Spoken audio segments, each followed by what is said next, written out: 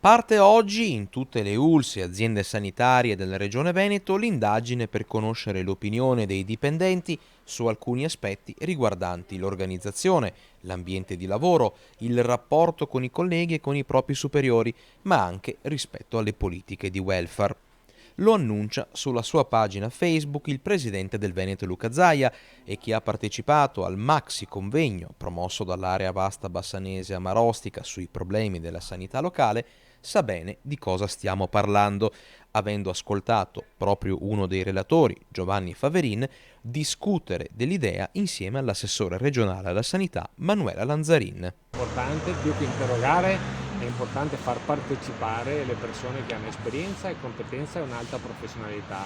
Lo fanno le aziende private, a maggior ragione un'azienda pubblica che ha molti collaboratori e molti dipendenti deve ascoltare e imparare ad apprendere per migliorare la qualità dei servizi che offre.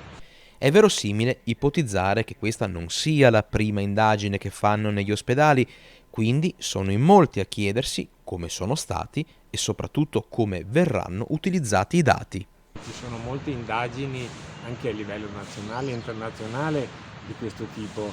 Il punto importante è che le persone raccontano la loro esperienza in maniera molto significativa e chiedono, questo è quello che dicono i partecipanti, che si possono migliorare la qualità di cure, i percorsi delle cure, la sicurezza, ma soprattutto la comunicazione interna, la diminuzione dei conflitti organizzativi, cioè tutto quello che normalmente è importante in un posto di lavoro, riconoscere, essere riconosciuti ed essere rispettati. È questo il nocciolo che consente di migliorare la qualità, ma anche la produttività, l'impegno e la motivazione.